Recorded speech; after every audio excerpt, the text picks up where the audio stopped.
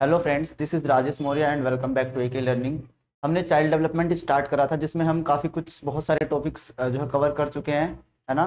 तो उन्हीं वीडियोस के मतलब उन टॉपिक्स के बेस पे आज हम कुछ क्वेश्चंस की प्रैक्टिस करने वाले हैं, क्योंकि सिर्फ वीडियोस देखने से काम नहीं चलेगा हमारा। हमें ये भी तो पता होना चाहिए कि एग्जाम में किस तरीके से क्वेश्चंस पूछे जा रहे हैं उन टॉपिक से रिलेटेड, है ना।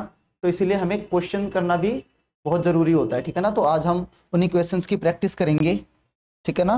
तो थोड़ा इंपॉर्टेंट रहेगा आप सभी के लिए सेशन। और ये एक तरीके से ना क्या रहेगा, ये आपका मॉक टेस्ट आप इसको कह सकते हो, ठीक है ना, मॉक टेस्ट, ठीक है। और इसमें आपको अपने मार्क्स नोट करने हैं, ठीक है ना।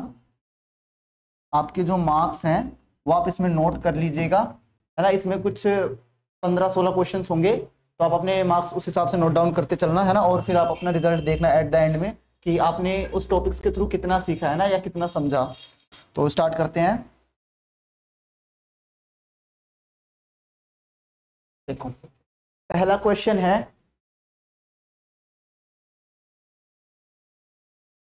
देखो पहला क्वेश्चन क्या कह रहा है कि human development is divided into domains such as. जब हमने पहली वीडियो स्टार्ट करी थी तो मैंने उसमें आपको ह्यूमन डेवलपमेंट के जो डोमेन्स होते हैं उनको बताया था ना, physical domain, cognitive domain, socio emotional domain, है ना। उन सबको एक्सप्लेन करके भी बताया था मैंने आपको इन सभी वीडियोस में, ठीक है। तो ये पूछ रहा है कि जो ह्यूमन डोमेन है ना, वो कौन कौन से, मतलब जो ह्यूमन डेवलपमेंट है कौन कौन से डोमेन्स होते हैं उसमें, ठीक है। तो फिजिकल डोमेन, स्पिरिचुअल, देखो हमने फिजिकल डोमेन पढ़ा था, क्या हमने स्पिरिचुअल डोमेन को ऐसा पढ़ा था? नहीं पढ़ा था, है ना। तो ये तो होगा नहीं। कॉग्निटिव की बात हम कर चुके हैं ना। और सोशल अकेले नहीं होता, सोशियो इमोशनल एक साथ में होता है ना, सोशियो इमोशनल जिसको आप साथ में बोलते हो, ठीक है ना। तो ये वाला ऑप्शन तो हमें लेना नहीं है, ठीक है। ये वाला ऑप्शन क्या हो गया, गलत हो गया। दूसरा इमोशनल, कॉग्निटिव, अगेन यहाँ पे स्पिरिचुअल आ गया, है ना। तो हमें ये वाला बी वाला ऑप्शन भी चूज नहीं करना है, ठीक है। उसके बाद हमारे पास है फिजियोलॉजिकल, है ना। फिजियोलॉजिकल डोमेन के बारे में हमने अभी तक नहीं पढ़ा है ना, इसको मतलब ये डोमेन नहीं है। मैंने आपको सिर्फ और सिर्फ कितने डोमेन बताए थे, चार डोमेन, मतलब सॉरी 3 डोमेन बताए थे, जिसमें जो मेन 3 होते हैं, जैसे एक फिजिकल डोमेन की बात हमने करी थी, है ना, कॉग्निटिव डोमेन की, और एक हमने सोशियो इमोशनल, ठीक है ना। तो हमें सिर्फ इनको लेके चलना है, ठीक है ना। सिर्फ इन डोमेन्स को हमें लेके चलना होता है। यहाँ पे देखो फिजिकल डोमेन है, कॉग्निटिव डोमेन है, इमोशनल एंड सोशल, ठीक है ना, जिसको आप सोशियो इमोशनल बोलते हैं। तो हमारे पास सबसे बेस्ट ऑप्शन कौन सा है यहाँ पर, ये जो डी वाला ऑप्शन है ना, ये सबसे बेस्ट ऑप्शन अभी तक है, क्योंकि यहाँ पे इसकी बात हमने नहीं करी डोमेन्स में, है ना। यहाँ पर भी इसकी बात हमने नहीं करी, और हमने इस डोमेन की भी बात नहीं करी अपने डेवलपमेंट के डोमेन्स में। तो सबसे बेस्ट आंसर कौन सा है, डी वाला, ठीक है ना। तो होपफुली आपको ये वाला क्वेश्चन समझ में आया होगा, ठीक है। आप मार्क्स अपने नोट डाउन करते चलेंगे। अब हम चलते हैं क्वेश्चन नंबर 2 पे, ठीक है ना। अब हम मूव करते हैं क्वेश्चन नंबर 2 की तरफ, ठीक है। देखो क्वेश्चन नंबर 2 क्या कह रहा है, डेवलपमेंट ऑफ कंसेप्ट्स। कंसेप्ट्स का डेवलपमेंट पूछा जा रहा है ना। जो भी आप कंसेप्ट सीख रहे हो, मान लो आप मैथ्स के कुछ क्वेश्चन सीख रहे हो, है ना, या और भी किसी तरीके की जो थोड़ा सा जिसमें कंसेप्ट्स का यूज हो रहा है ना, जो थोड़ा सा लॉजिकल है, तो वो कौन से डोमेन का पार्ट है, ठीक है ना। तो वो किसका होगा, वो आपके कॉग्निटिव एस्पेक्ट का जो डोमेन है उससे रिलेटेड रहेगा, ठीक है ना। तो फिजिकल डेवलपमेंट से नहीं जुड़ा हुआ है, इससे आपका कौन सा जुड़ा हुआ है, जो आपका फिजिकल वाला है। यहाँ पे तो आपको बेसिकली जो ग्रोथ होती है ना, ग्रोथ, और वो भी किसकी, फिजिक की। यहाँ पे हाइट हो गई, वेट हो गया ना, शेप, साइज, इन सब की बात होती है इस वाले डोमेन में, फिजिकल डेवलपमेंट में, है ना। इंटेलेक्चुअल, सोशल डेवलपमेंट और इमोशनल डेवलपमेंट, जो कॉग्निटिव वाला होता है वो इसी के अंदर आता है, इंटेलेक्चुअल डेवलपमेंट के अंदर, ठीक है ना। तो आपको बी वाला ऑप्शन ही मार्क करना है, ठीक है ना। सोशल डेवलपमेंट क्या है, आप अपने आप को सोसाइटी के अकॉर्डिंग जो उनके नॉर्म्स हैं, उनके जो रूल्स है ना, जो कल्चरल नॉर्म्स वगैरह है ना, जो रूल्स वगैरह, उन सबको फॉलो करते हुए चल रहे हैं कि नहीं चल रहे हैं, है ना, किस तरीके से आप फॉलो कर पा रहे हैं उसको, वो सब आपका सोशल डेवलपमेंट का पार्ट होगा, ठीक है। और इमोशनल क्या है, इमोशनल डेवलपमेंट, जब आप छोटे होते हैं तो आपके अंदर नंबर ऑफ इमोशंस कम होते हैं ना, छोटा बच्चा होता है उसको सिर्फ रोना आता है ना। फिर धीरे धीरे जैसे वो बड़ा होता है तो नंबर ऑफ जो इमोशंस होते हैं उसके अंदर बहुत सारे हो जाते हैं ना। उसको हंसना आता है, उसको रोना आता है, वो फियर के अकॉर्डिंग अपना जब डरा हुआ होता है तो वहां पे उस टाइम पे उसका जो इमोशन होता है वो अलग होता है ना, बहुत ज्यादा खुश होता है तो वहां पे हंसता तो नहीं है बड़ा होकर, लेकिन उसका एक्सप्रेशन थोड़ा सा स्माइली होता है ना, तो वहां पे बहुत सारे इमोशंस आ जाते हैं बच्चे के अंदर। ठीक है, तो जो कंसेप्ट का जो पार्ट है वो किससे जुड़ा हुआ है, इंटेलेक्चुअल डेवलपमेंट से। ठीक है ना, तो ये हुआ क्वेश्चन नंबर हमारा 2। अब हम मूव करते हैं क्वेश्चन नंबर 3 की तरफ। ठीक है, कमेंट्स बॉक्स में सभी अपने अपने मार्क्स जो है ना बताते हुए चलेंगे। ठीक है जी राम। क्वेश्चन नंबर 3 ध्यान से देखेंगे।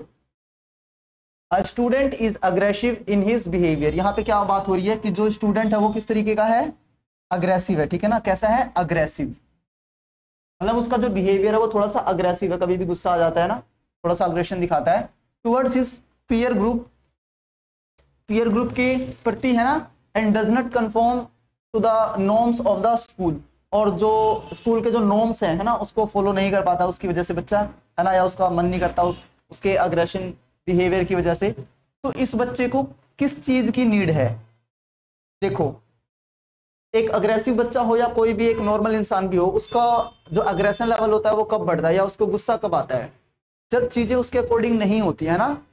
जैसा जैसा मैं चाहता हूं, अगर सारी चीजें मेरे अकॉर्डिंग होंगी तो मुझे कभी गुस्सा नहीं आएगा है ना। अगर एक बच्चा है ना, उसने ग्लास तोड़ दिया तो मुझे उसके ऊपर गुस्सा आएगा, लेकिन अगर उसने ग्लास नहीं तोड़ा होगा तो मुझे उसके ऊपर गुस्सा नहीं आता। इसका मतलब चीजें मेरे ऑपोजिट में हुई इसलिए मुझे गुस्सा आया है ना। तो ये किससे जुड़ा हुआ है, ये आपके अफेक्टिव डोमेन से जुड़ा हुआ है ना, जो कि अफेक्टिव डोमेन क्या होता है, जो जुड़ा हुआ होता है आपके इंटरेस्ट से, आपके एप्टीट्यूड से है ना, आपके इमोशन से। ठीक है ना, लगे हाथ इसको भी कर लेते हैं। देखो आपको मैं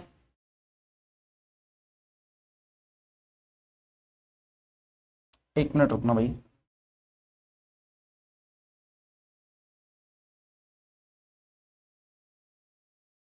अफेक्टिव डोमेन क्या बताया मैंने आपको, जो अफेक्टिव डोमेन है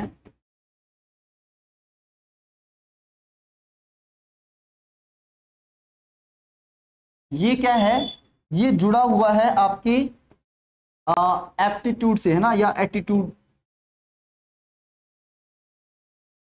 एटीट्यूड, एटीट्यूड ये वो वाला एटीट्यूड नहीं है। ठीक है ना, एटीट्यूड और आपके जो इमोशंस हैं है ना, आपका जो इंटरेस्ट है ना, उन सब से जुड़ा हुआ है ये।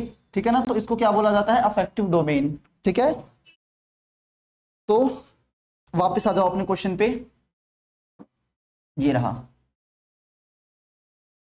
तो इस बच्चे के अंदर क्या है भाई, देखो अगर बच्चे के अकॉर्डिंग हम सारी चीजें कर देंगे ठीक है ना, तो उसको कभी गुस्सा नहीं आएगा, उसका जो बिहेवियर है, उसके जो बिहेवियर में जो प्रॉब्लम है वो भी सोल्व हो जाएगी है ना।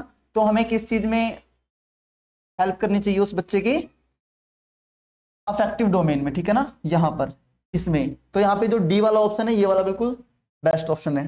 ठीक है, अब हम बात करते हैं नेक्स्ट क्वेश्चन की, जो हमारा क्वेश्चन नंबर 4 होने वाला है। क्वेश्चन नंबर 4 देखेंगे ध्यान से सभी बच्चे।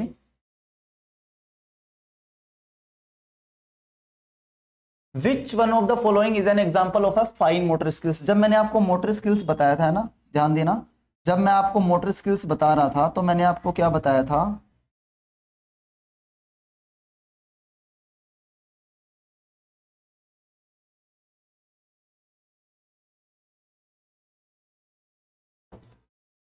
स्किल्स में मैंने आपको दो चीजें बताई थी, एक ग्रोस मोटर और एक फाइन मोटर है ना। ग्रोस मोटर में वो थी जहां पे हमारी बॉडी की जो बड़ी वाली मसल्स होती थी वो वाली इन्वॉल्व होती थी है ना, या इसको मैं कहूँ लार्ज मसल्स, लार्ज मसल्स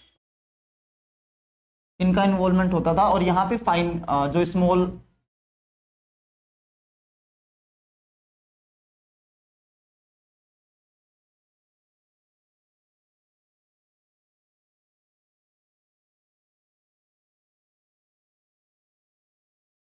यहाँ पे क्या है, स्मॉल, यहाँ पे स्मॉल मसल्स का इन्वॉल्वमेंट होता है। लार्ज मसल्स का जैसे कि भागना, कूदना है ना, जंप करना, साइकिलिंग, साइकिल चलाना, स्विमिंग करना है ना, चलना, और भी बहुत सारी एक्टिविटीज हो सकती हैं। है ना, किसी बड़ी चीज को उठाने में आपकी बड़ी मसल्स का यूज होता है, वहां पे भी ग्रोस मोटर होता है। फाइन मोटर क्या है, जहाँ पे आपकी छोटी वाली मसल्स होती है, जैसे आप लिखने के लिए पूरी बॉडी को तो हिलाते नहीं हो, सिर्फ इस वाले पार्ट को हिलाते हो ना, तो ये क्या है, ये फाइन मोटर स्किल, ठीक है।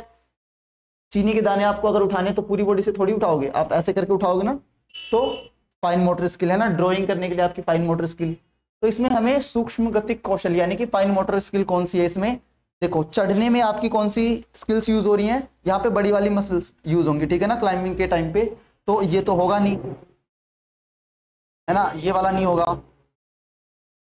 होपिंग, खुदकने में, है ना, यहाँ पे भी बड़ी मसल्स हैं, लेकिन राइटिंग में, लिखने में आपकी कौन सी मसल्स यूज हो रही हैं, छोटी वाली, ठीक है ना।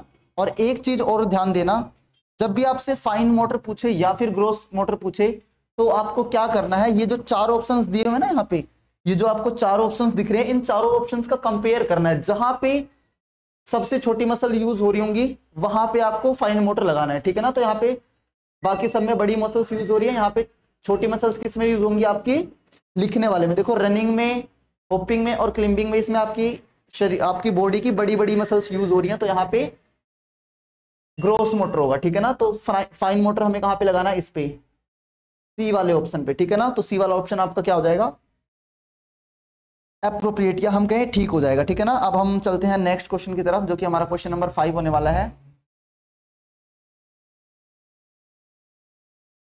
क्वेश्चन नंबर 5 देखो, ह्यूमन डेवलपमेंट इज, एक इंसान का जो डेवलपमेंट होता है, वो हमने बात करी थी, डेवलपमेंट क्या होता है, वो क्वालिटेटिव भी होता है प्लस आपका क्वांटिटेटिव भी होता है ना। क्वालिटेटिव मतलब जैसे जैसे आप बड़े हो रहे होते हो, तो आपके अंदर क्वालिटी, आपकी जो क्वालिटी होती है वो भी इंप्रूव होती है ना। पहले आप चलना ठीक से नहीं आता था आपको, पर आप टाइम के साथ जो आपकी चलने की जो परफॉर्मेंस है वो अच्छी हो गई है ना। पहले लड़खड़ाते हुए चलते थे, बट अब बहुत अच्छे से चल सकते हो ना। लिखना आपको बहुत अच्छे से नहीं आता था पहले, बट आप बहुत अच्छे से अभी आप लिख सकते हो ना। तो क्वालिटी भी इंप्रूव हो रही है, साथ में क्वांटिटेटिव चेंजेस कौन से हैं, आपकी बॉडी का शेप साइज ये भी तो इंक्रीज हो रहा है ना। पहले आप जब पैदा हुए थे आपका वेट 5 मतलब बहुत कम था, है ना। फिर धीरे धीरे वो जो वेट है वो बढ़ता गया ना, 5 kg हुआ, 10 kg हुआ, 15, 20, 25, 30, है ना। इस तरीके से ये भी बढ़ रहा है, आपकी हाइट भी बढ़ रही है। तो क्वालिटेटिव भी है और प्लस क्वांटिटेटिव भी है, ठीक है ना। तो हमें यहाँ पे क्या लगाना है, बोथ, ठीक है, बोथ, जो आपका ऑप्शन नंबर डी है, डी वाला करेक्ट ऑप्शन है, ठीक है। तो होपफुली ये भी आपको समझ में आया होगा। अब हम बढ़ते हैं क्वेश्चन नंबर 6 की तरफ, ठीक है। क्वेश्चन नंबर 6 देखेंगे, प्रोक्सिमोडिस्टल प्रिंसिपल ऑफ मोटर डेवलपमेंट। जब हम फिजिकल ग्रोथ के डेवलपमेंट कर रहे थे, तो मैंने उसमें आपको 3 बताए थे, है ना, एक सफेलोकोडल, प्रोक्सिमोडिस्टल और ग्रोस टू फाइन, है ना। प्रोक्सिमोडिस्टल क्या था, ये था centre to outward, centre to outward, ठीक है ना। फॉर एग्जांपल मान लो सपोज ये बच्चा है, ठीक है ना, ये एक बच्चा है, मतलब ऐसा ही आता है, ये इसके हाथ हो गए। तो भाई देखो सफेलोकोडल क्या, सॉरी प्रोक्सिमोडिस्टल की बात हो रही है यहाँ पे, बच्चे के जो इंटरनल और ये होता है अंदर से बाहर की तरफ, ठीक है ना। तो ये क्या जाता है, ये अंदर से बाहर की तरफ जाता है, ठीक है ना, ये अंदर से बाहर की तरफ जाता है।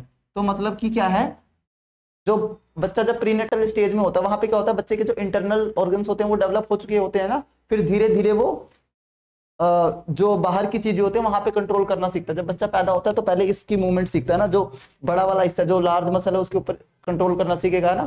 फिर वो धीरे धीरे यहाँ पे पहुंचेगा, फिर वो यहाँ पे फिंगर्स पे कंट्रोल अपना लाएगा। उसी तरीके से पहले अपना हेड को कंट्रोल करना सीखेगा, फिर इस वाले पार्ट को, है ना, फिर उसके बाद नीचे वाले पैरों को, है ना, उस तरीके से। तो ये प्रोक्सिमोडिस्टल क्या होता है, सेंटर से आउटवर्ड की तरफ जो डेवलपमेंट होता है उसको बोला जाता है, ठीक है ना। सेफेलोकोडल क्या होता है, हेड टू टो, ऊपर से नीचे की तरफ जाता है। ओहो, इसमें शायद पिछले वाला एग्जांपल में तो इंक्लूड करना, इसमें वो वाला करना जो मैंने आपको बताया, जो इंटरनल ऑर्गन्स डेवलप होते हैं ना, उसके बाद फिर बाहर की तरफ जाता है। वो जो ऊपर से नीचे जाता है ना, हेड को कंट्रोल करना सीख रहा है, इसको और फिर पैर को, वो आपका सेफेलोकोडल में आएगा, ठीक है ना। प्रोक्सिमोडिस्टल की बात हो रही है यहाँ पे। तो प्रोक्सिमोडिस्टल में आप कौन सा काउंट करोगे, सीक्वेंशियल ऑफ बायोलॉजिकल चेंजेस, ये भी नहीं है। हेड टू टो, ये वाला जो है, ये हेड टू टो जो बोल रहा है, ये क्या है, ये आपका सेफेलोकोडल है, ठीक है ना। ये हेड टू टो क्या है आपका, सेफेलोकोडल। ये सेंटर टू पेरिफेरी भी इसी को बोला जाता है, ठीक है ना। सेंटर टू आउटवर्ड या फिर सेंटर टू पेरिफेरी इसी को बोला जाता है। तो यहाँ पर सही वाला ऑप्शन कौन सा है, यहाँ पर ऑप्शन नंबर सी सही वाला है, ठीक है ना। ये टो टू हेड नहीं होता, हेड टू टो होता है ना, ये सेफेलोपोडल का उल्टा कर दिया इन्होंने। तो प्रोक्सिमो डिस्टल कौन सा है, ये सेंटर से लेके आउटवर्ड या पेरिफेरी की तरफ, ठीक है। तो होपफुली ये भी समझ में आया होगा। अब हम बढ़ते हैं क्वेश्चन नंबर 7 की तरफ।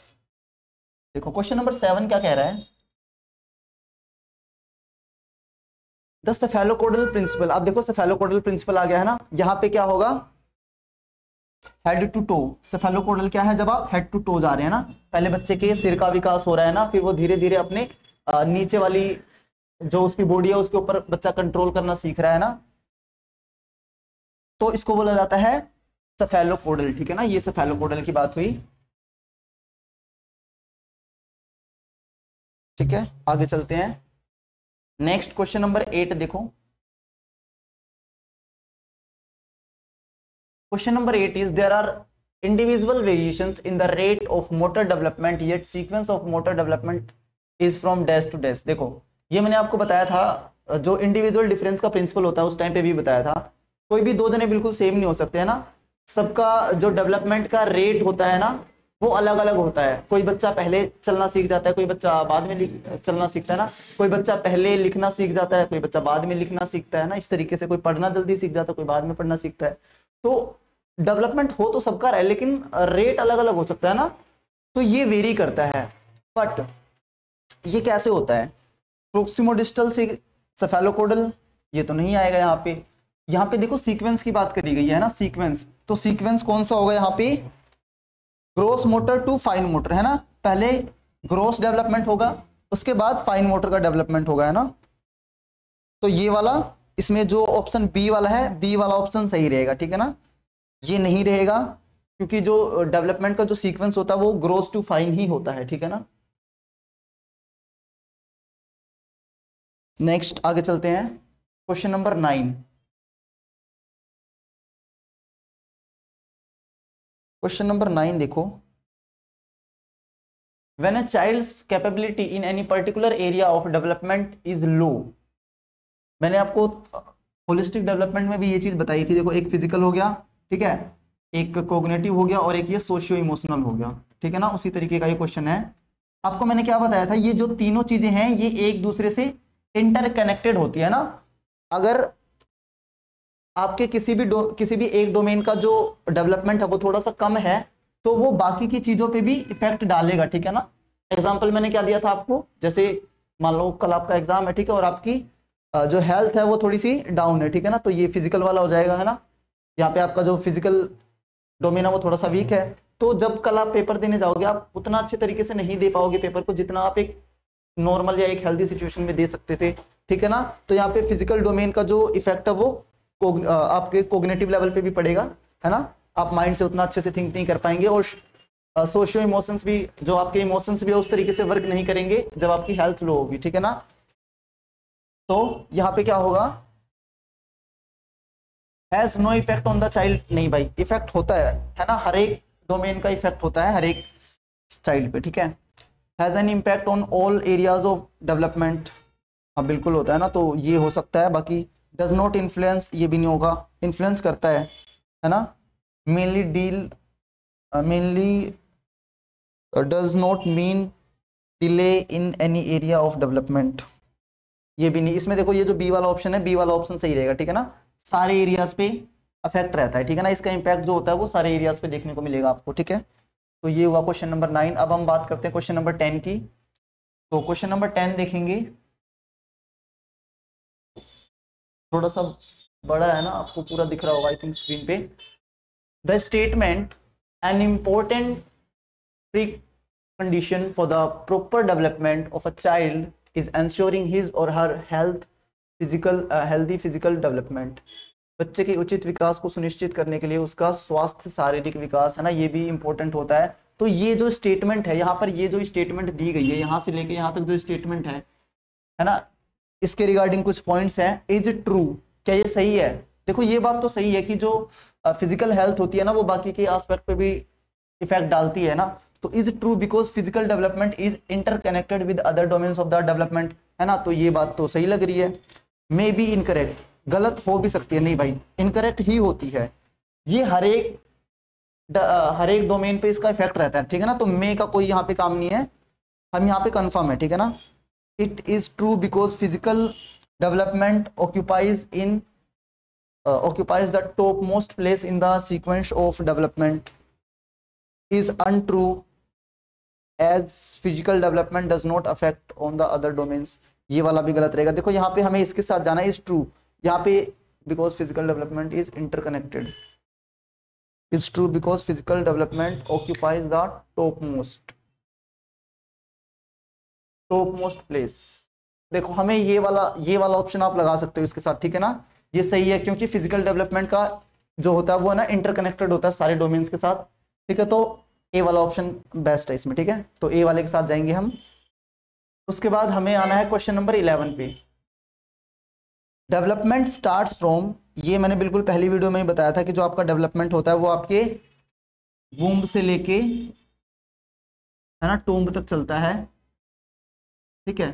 तो आपका डेवलपमेंट कहाँ से स्टार्ट हो जा रहा है, आपके वूम्ब, यानी कि जब आप गर्भावस्था की अवस्था में होते हो ना, जब पैदा नहीं हुए होते हो, तो उसी को क्या बोला जाता है, प्री चाइल्डहुड नहीं, स्टेज ऑफ इन्फेंसी भी नहीं, प्री नेटल, है ना। इसको क्या बोला जाता है, प्री नेटल स्टेज बोला जाता है। इन्फेंसी तो वो स्टेज है आपकी जो बर्थ से लेके 2 इयर्स वाली स्टेज है ना।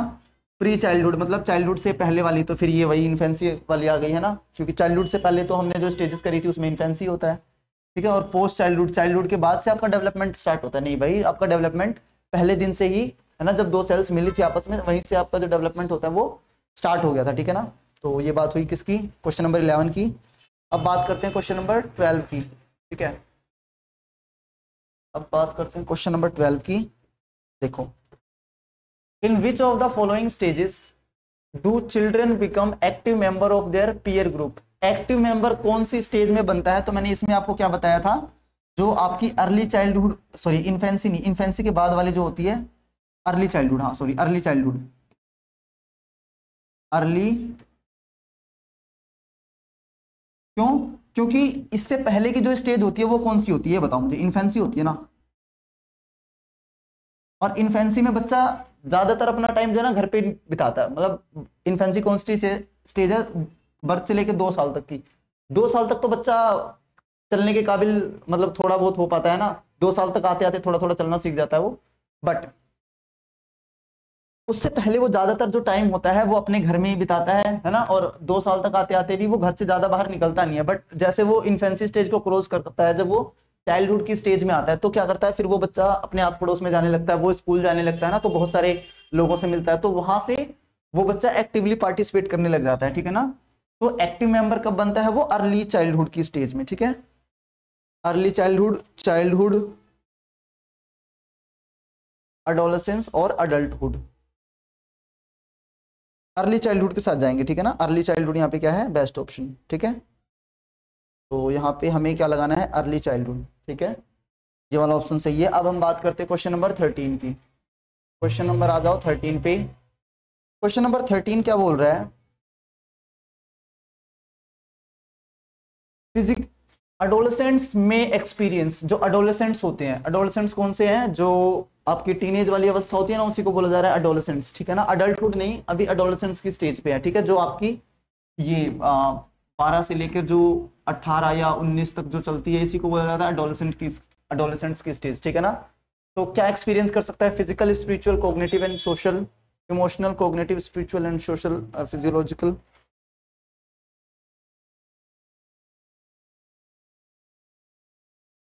इसके है ना ऑप्शंस थोड़े से, क्या एक्सपीरियंस कर सकता है, physical, spiritual, cognitive and social, emotional, cognitive,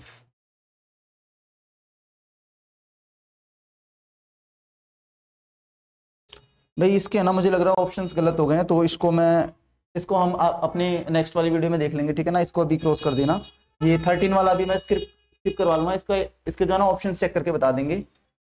14 वाला देखो, विच of the following age group falls under letter childhood. यहाँ पे देखो लेटर चाइल्डहुड पूछ रहा है, ठीक है ना, लेटर चाइल्डहुड पूछा जा रहा है। तो लेटर चाइल्डहुड कौन सी है, जो 6 साल के बाद वाली है, क्योंकि सबसे पहले आपकी कौन सी स्टेज हो जाती है, इन्फेंसी हो जाती है। कौन सी हो जाती है, इन्फेंसी, ठीक है ना, पहले आपकी आ जाती है इन्फेंसी, ये चलती है आपकी लगभग 2 साल तक, है ना, बर्थ से लेके 2 साल तक। फिर आपकी आती है अर्ली चाइल्डहुड, अर्ली चाइल्डहुड वाली स्टेज, ठीक है, ये कब से होती है, ये 2 से 6 साल तक चलती है, ठीक है ना। अब लेटर चाइल्डहुड वाली कौन सी होगी, लेटर चाइल्डहुड वाली जो स्टेज होगी वो आपकी 6 से लेके 12 साल तक चलती है ना, 6 से लेके लगभग 12 साल तक। फिर यहाँ से क्या हो जाता है आपका अडोलसेंस स्टार्ट हो जाता है, ठीक है। तो यहाँ पर देखो कौन सा है, 6 से लेके 12 के बीच में, है ना, ये वाला 6 से 12 या 11, वो 1-2 का आपको गैप मिल सकता है पेपर में भी, तो इससे घबराना नहीं है, ठीक है ना। आपको जो नियरेस्ट ऑप्शन है उसके साथ जाना है, ठीक है। तो आपको बी वाला ऑप्शन टिक करना है, ठीक है। अब हम चलते हैं क्वेश्चन नंबर 15 की तरफ। क्वेश्चन नंबर 15,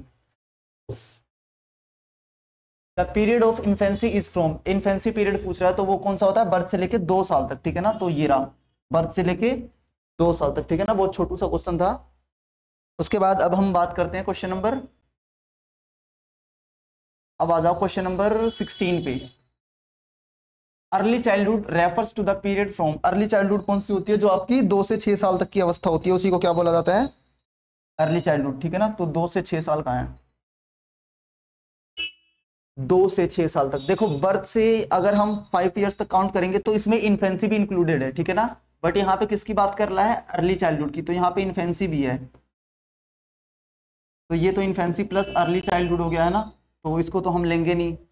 6 से 12 साल तक की अवस्था जो होती है उसको अर्ली चाइल्डहुड में हम काउंट कर सकते हैं, नहीं इसको अर्ली नहीं कहेंगे, क्योंकि यहाँ पे 12 साल तक तो आपका लेटर चाइल्डहुड भी आ जाता है ना, तो इसमें अर्ली चाइल्डहुड भी है प्लस लेटर चाइल्डहुड भी है ना, और इसमें हाँ अर्ली और लेटर दोनों है इसमें। लेकिन हमसे सिर्फ अर्ली चाइल्डहुड का पूछ रहा है ना, तो हम बर्थ से 8 साल ये भी हम नहीं लगा सकते, 2 से लेके 6 साल तक की अवस्था होती है। देखो क्लोजेस्ट तो यही वाला है ना, तो हम इस वाले ऑप्शन के साथ जाएंगे, क्योंकि इसमें क्या है 6 से 12 में आपका लेटर चाइल्डहुड भी आ जा रहा है, लेकिन यहाँ पे सिर्फ अर्ली पूछ रहा है, तो वो 2 से 6 साल तक होती है वैसे तो, है ना, वो 2 से 6 साल तक होती है। तो यहाँ इन ऑप्शंस के हिसाब से हमारे पास ये वाला बेस्ट है, तो हम इसी ऑप्शन के साथ जाएंगे, ठीक है ना। बात करते हैं आगे क्वेश्चन नंबर 17 की। क्वेश्चन नंबर 17 पे आ जाओ।